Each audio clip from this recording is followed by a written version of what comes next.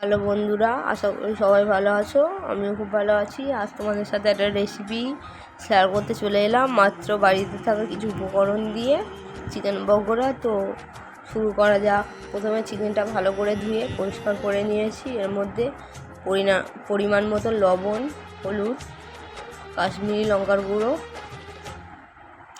2 চামচ আদা বাটা। তোমরা তোমাদের চিকেনের পরিমাণ অনুযায়ী আদা বাটা দিও। 1 চামচ রসুন বাটা,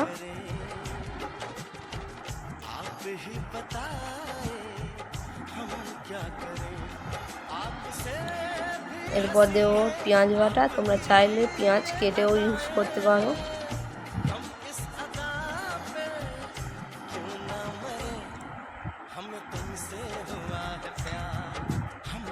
এরপর দিলাম 2টো ডিম।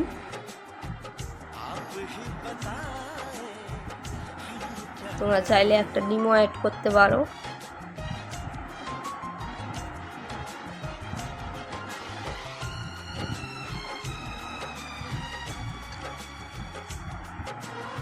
এরপরে দেব পরিমাণ মতন টক দই।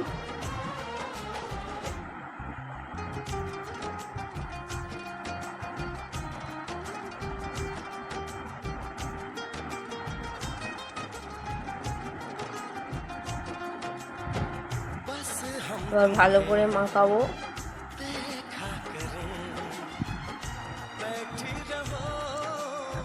তারপর থেকে একটু চাট মশলা ছড়িয়ে দেব।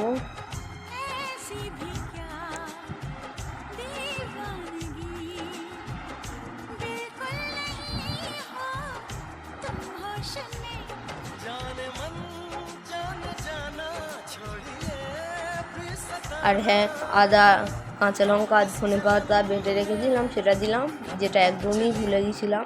তোমরা এটা আগে অ্যাড করো। কাঁচা লঙ্কা আর ধনেপাতা পেস্ট।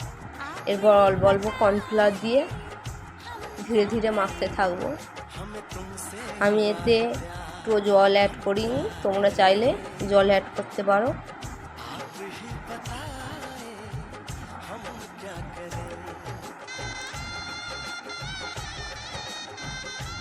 ভালোভাবে মাখিয়ে এটাকে আধ ঘন্টার জন্য ম্যারিনেশন করে রেখে দিয়েছিলাম। তোমাদের হাতে যদি সময় বেশি থাকে তোমরা 1 ঘন্টা বা তার বেশি রাখতে পারো।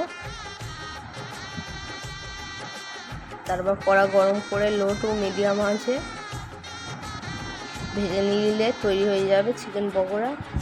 রেসিপিটি কেমন লাগলো জানিও, আর বাড়িতে একবার ট্রাই করো।